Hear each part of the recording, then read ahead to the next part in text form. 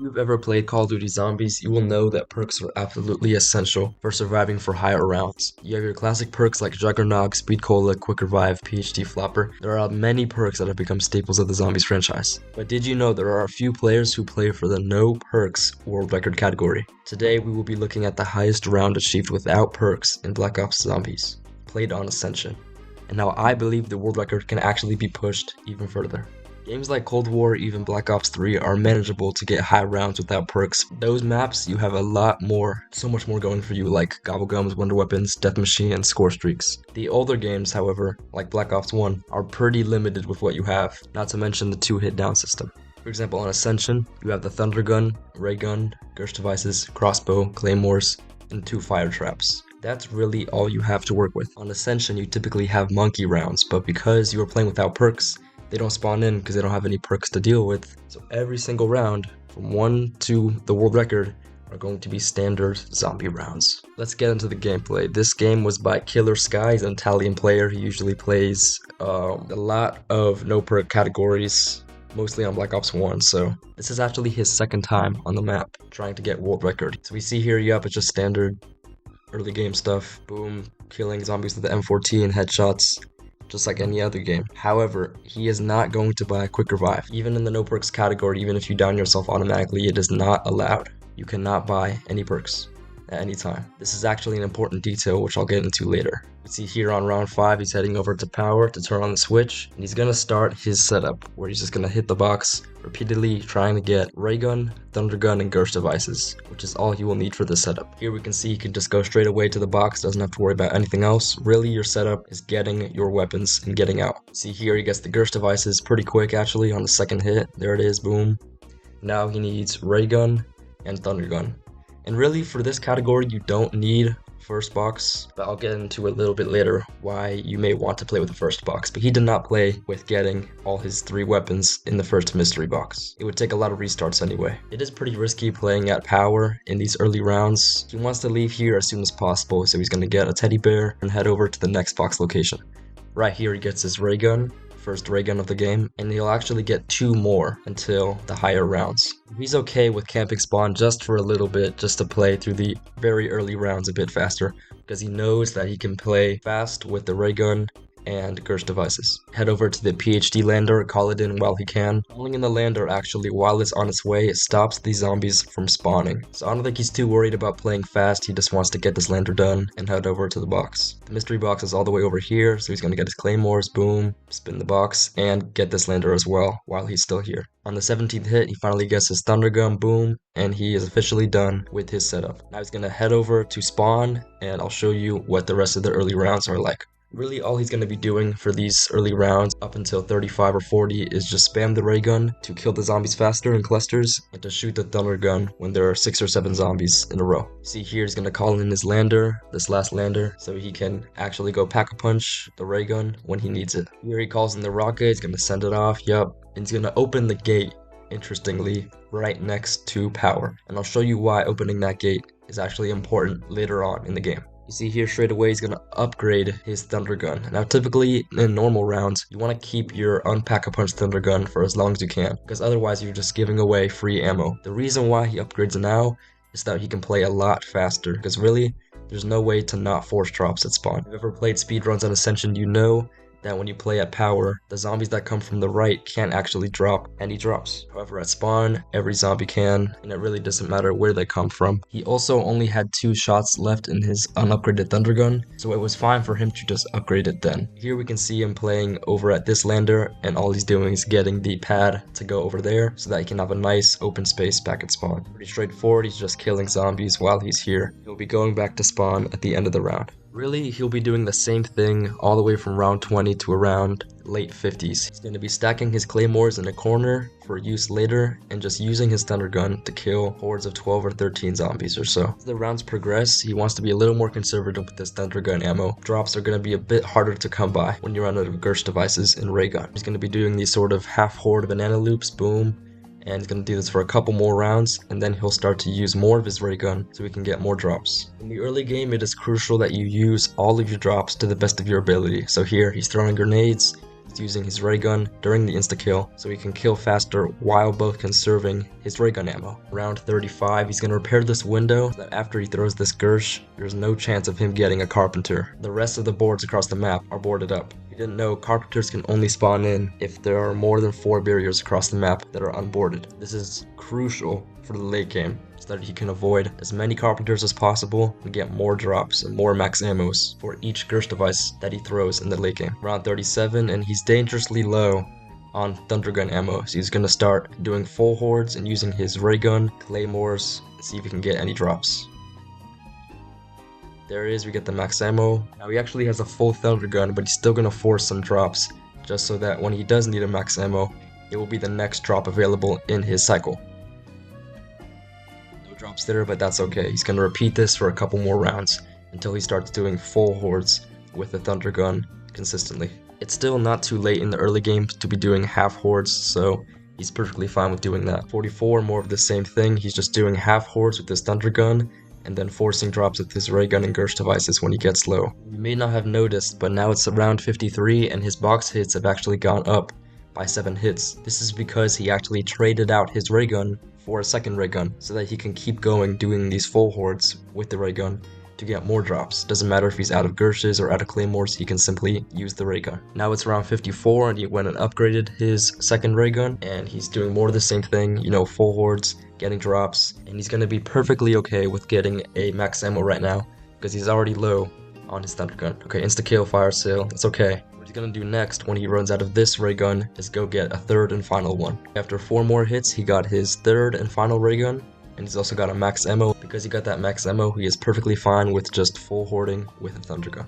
Here's gonna use his last thunder gun shot and actually do his first thunder gun trade of the game. I don't know his cycle, he doesn't keep it on screen, so I'm gonna assume he doesn't have a max ammo in his cycle, and it wouldn't matter anyway because he doesn't have any ray gun ammo to force any drops, so he's gonna go ahead and start his first thunder gun trade of the game. Here he's got another ray gun, trading at this lander, trying to get his thunder gun back, and I don't know which number ray gun that is, but it's okay, it just means that he has more ray gun to work with to get more drops. Now trading on this map is typically pretty easy since you already have crossbow and juggernog and stamina to work with. Even PhD flopper helps so you can avoid bow damage, but with no perks you really have to be careful. Any bad mistake could cause you to down. So he's gonna play nice and slow at this box, and it's pretty similar to the no power category, just going nice and slow. Otherwise he'd be working with a bow and a mobile weapon, but for now he's just going in simple ovals.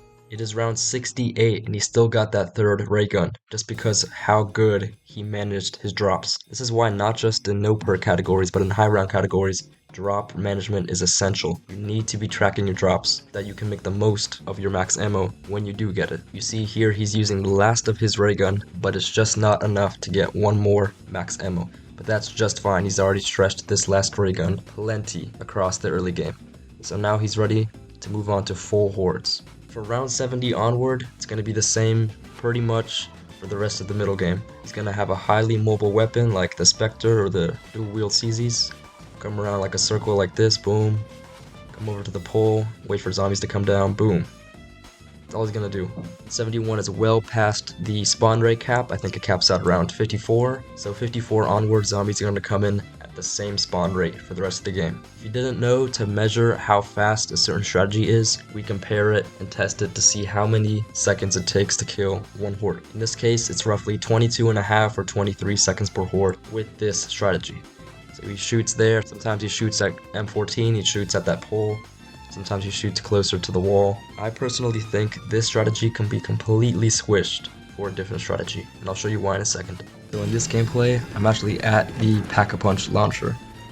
I'm just going to be doing a full circle like usual, but taking things a lot wider. So here we go, here's a thunder gun shot, go back behind the door, and just like in the standard high round strategy, I'm going to wait a few seconds, and then once they come out, head out to the right, and it's just a little bit more different. It's just that I'm taking things a lot wider, and I'm being careful after I strafe. Shooting again, boom, good. Really my idea is just taking the normal high round hoarding strategy and then going a lot slower without perks. In this example I have the crossbow, but I highly recommend using the dual wield CZs so that if you don't have claymores, you can just move faster. What you want to do is head out of the door, go wide. I tend to go further into that corner. Yep, go out. Strafe if you'd like. Go through. Boom.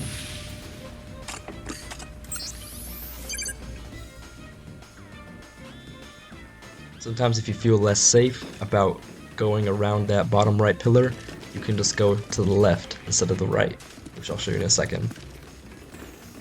I go left, boom, go through, and good. So on that last pole, if you think the horde is too close, you can just go to the left like that, yep. Wait a few moments and then shoot. This example is a little laggy since I think my recorder was tweaking. But anyway, it's gonna come out to around 19 to even 18.5 seconds per horde when played correctly. You can see I got final SPH of 19.09 seconds per horde. When I first practiced it, I thought I could get like 18.5, and I've done 18.5, 18.6, around there. You're bound to make a few mistakes, so when the zombies get too close, you gotta go a little wide, so you're gonna lose a little bit of time. But all told, after an entirety of around 70, I got 19.09 seconds per horde. 92, it's just more of the same thing, boom. There's a zombie up there that didn't come down in time, but that's the sort of thing you have to watch out for. See, he's got the dual-wield CZs. It is the most mobile weapon in the game, so he's gonna have this pretty much for the entire game. Comes over here, boom, thunder gun. Waits a second, and there you go. That is literally it. He's gonna be doing that for the majority of the normal rounds. As you were wondering, this is what it looks like when he's out of the normal thunder gun ammo. He's gonna go pack-a-punch. See, turns on the trap. Actually, didn't. See, comes on over. Pack-a-punch is like normal. And the horde is nice and rounded up. And he's gonna repair barriers while he's over here, just to make sure that carpenters don't spawn in when he throws a Gersh.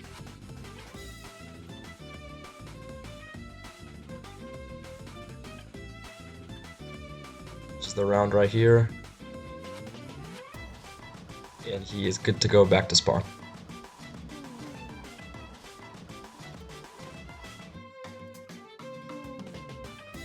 Some trap, yup.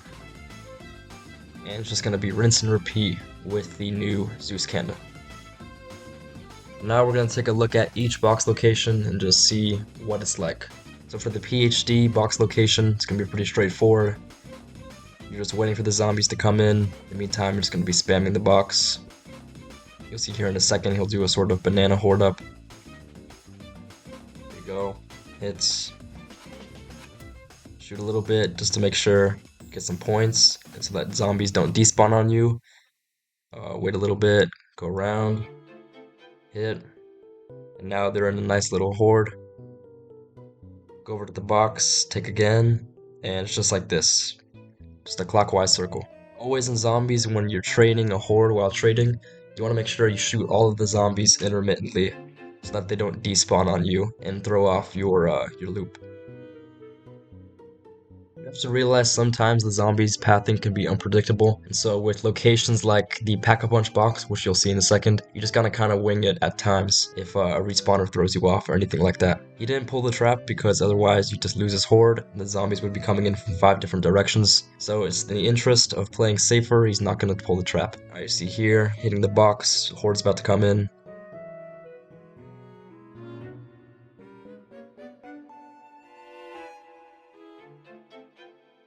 Go into this corner. You can go long as well, just so we can be safer. Get the horde a little tighter. Come on over and hit the box.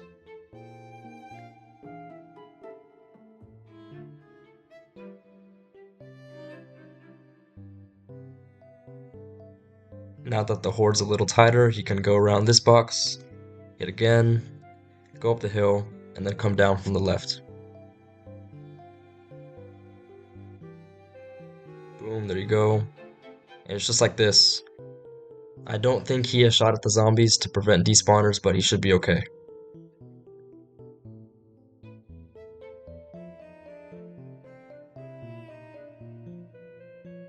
Now for the stamina box all the way over here. Again, he doesn't pull the trap so that, you know, the horde stays nice and tight. And boom, there you go. Yeah, he got that in one hit. Here's another example of him at the stamina box. Didn't pull the trap, just waiting for the horde to come in. Now that it's coming in, he comes toward this barrier. This little semicircle. Hit the box. Jump over the water. Now the horde is nice and tight and you can just do a clockwise circle. Usually in regular high rounds you do a little U shape, but because you don't have any perks you gotta play a little slower. I don't think he sees any respawners, so he should be fine, but if any zombies do come, he'll be able to see them through the barrier.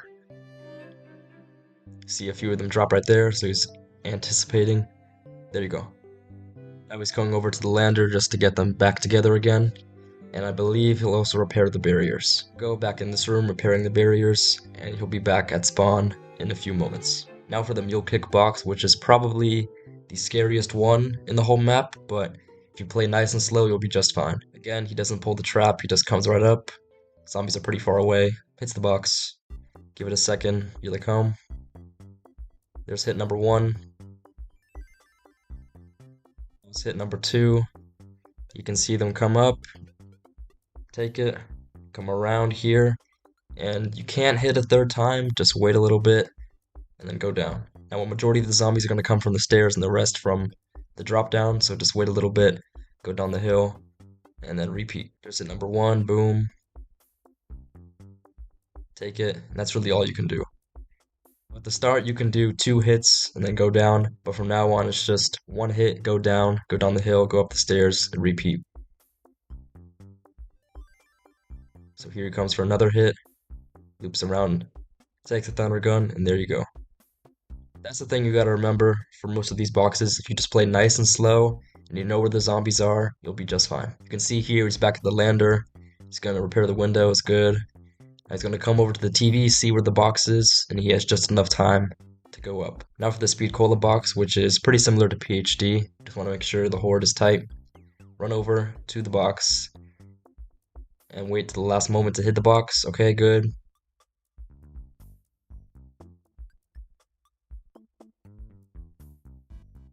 He's going to keep the horde nice and tight, make sure he can see any respawners that may come through the window. Go around here, yup, wait, and take the gun. And he's keeping his sprinting at an absolute minimum. It's really all walking. Okay, good, go around and hit. And it's just like this for the entire trade.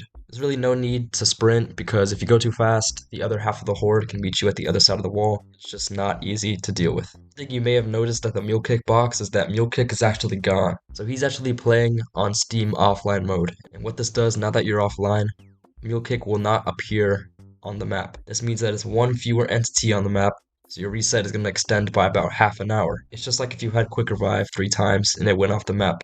You have one fewer entity. But because, again, it's no perks, you cannot remove quick revive, so you can just do mule kick off the map.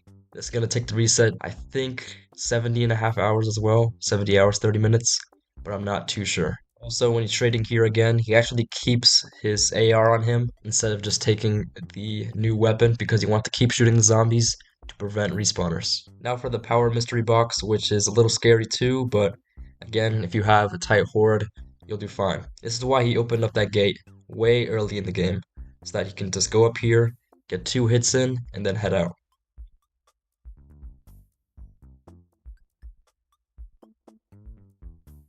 If it was a thunder gun, he could go back and take it and shoot through the zombies that come in his way, but since it wasn't, he can just go back out and rinse and repeat. Here's hit number 1, boom, takes it. Now, he can't get a 3rd hit, but he's going to see if his 2nd hit is a thunder gun, because he already knows the horde is already at the staircase.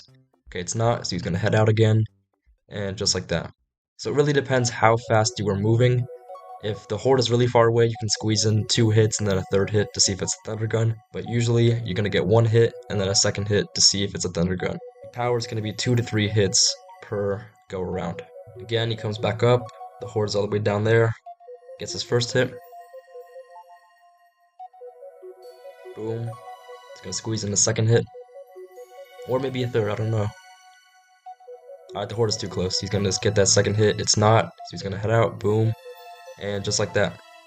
Pretty straightforward. Now for the quick revive mystery box, which is also pretty easy. Again, you just need to get a tight horde. and regroup whenever respawners come in. You may notice that he has nearly Yeah, when 500,000 he has points. good luck.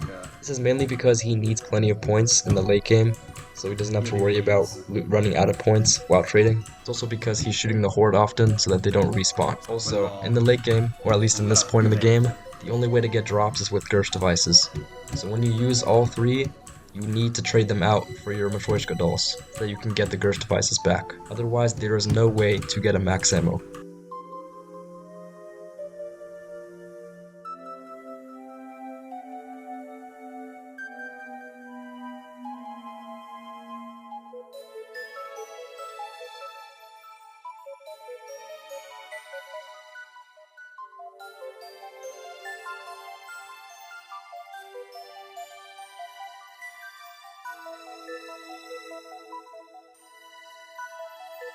Boom, there's a respawner. Maybe two. Group a little bit. No? Okay, fine. And then you can go back to hitting the box.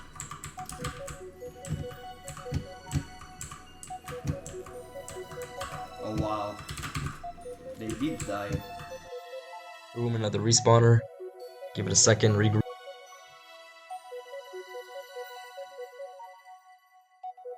Head over to the box and then you're good.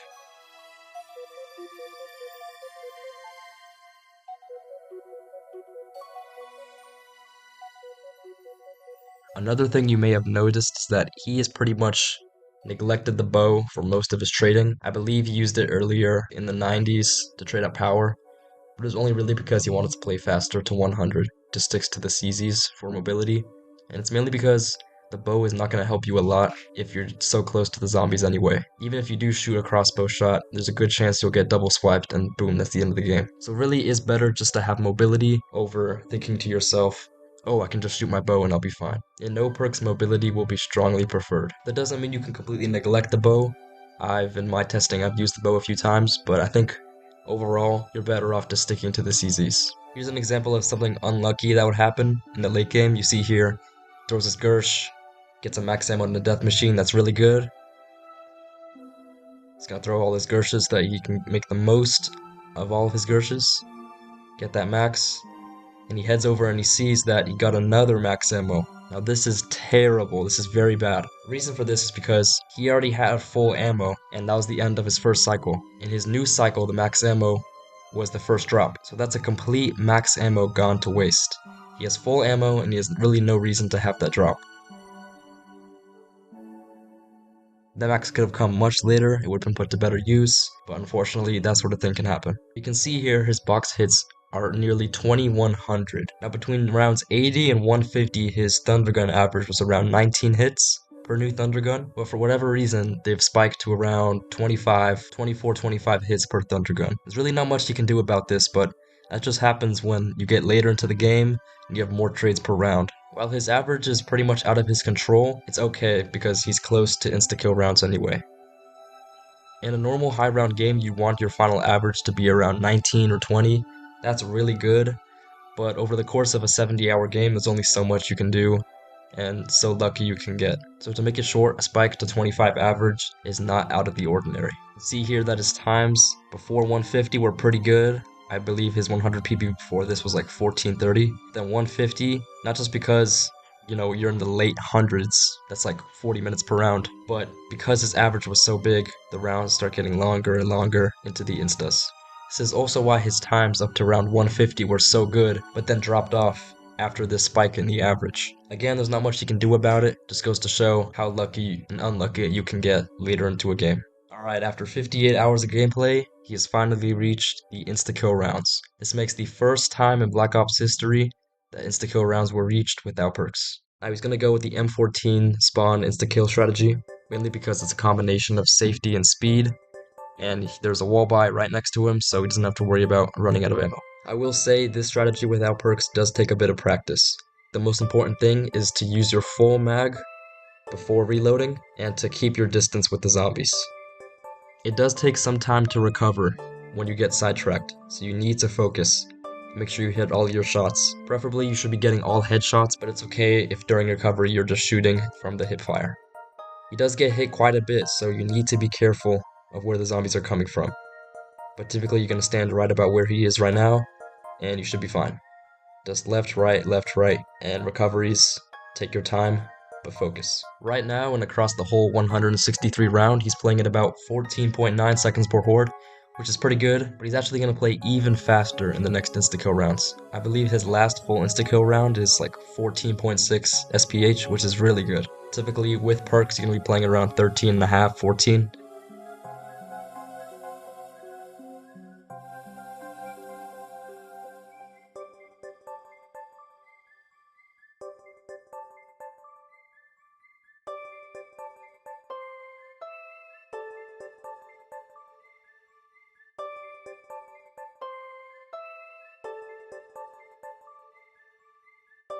Here we have gameplay of his fastest insta-kill round. He played 169 at like 14.61. See, there he got double insta-kill, which is whatever. Just means it's the end of his cycle. There's no way to control the power-ups during insta-kill rounds, so you just gotta get a bit lucky and hope that you don't get max, and so that you get the max during a normal round instead. It's also important to go for collaterals with the headshots so that you can kill more zombies per shot. The death machine is also really good on insta-kill rounds. I found that a full death machine will lower your all-time SPH, like the SPH of your round, by like 0.2 or 0.3. So make sure you make the most of that death machine. Sometimes when he gets a little bit overwhelmed, you go to the left, shoot a little bit, and then you can buy more ammo. Can't stay on the left for too long or else zombies will come all the way down. You see on the far left, they come down from there. You want to make sure they come from right above that far window and to the right in the stairs. Or else having 5 streams of zombies is just way too much.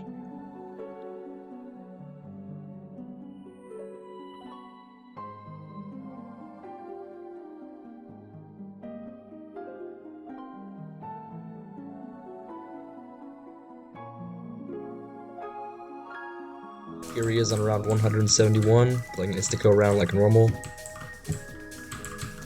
There you go, boom, boom, collaterals. He's shooting on the left, boom.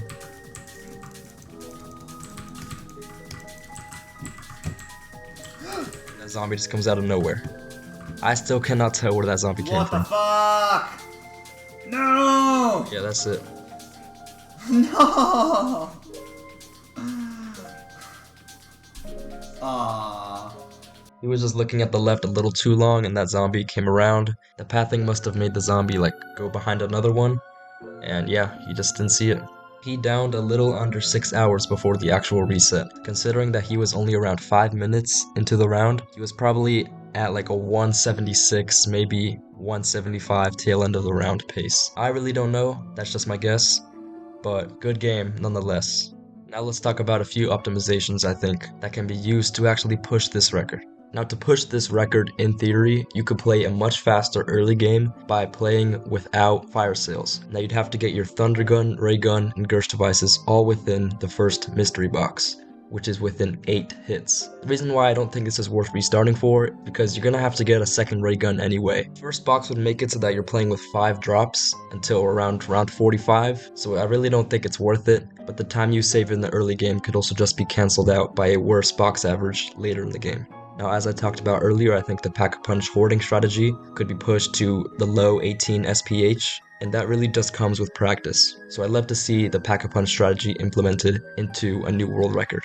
Also, when I practiced the M14 insta-kill strategy, I made sure to always use the entire mag before reloading. I also played on 95 FOV. I'm not sure what the rules are regarding changing FOV mid-game, but 95 FOV works for me regardless. Also, you want to keep knifing at an absolute minimum, because it's just going to take longer for you to shoot again. Also, the death machine really helps, so make the most of that. Now, I'm not sure if Killersky did this in his game, because it wasn't on the screen, but it would also help to track mystery box locations. If you didn't know, the mystery box in Black Ops also works like a drop cycle. You're only gonna get a mystery box location again after you get all the previous ones. At the start of the game, it's always at power, but you'll eventually figure out what the first box in the cycle was. It's a little hard to explain, but I recommend the video in the description by Zamba. He explains it pretty well. So to conclude, I think the max round this record could be pushed to is around 190. In theory, if you had, one hit trades, perfect drops, maybe a 200 is possible. But at that point, that's just theoretical. That's going to be it for this video. I hope you guys enjoyed this review. It's my first time doing a video like this, so let me know if you want more. Be sure to subscribe to Killersky. His YouTube and Twitch are in the description, and peace out.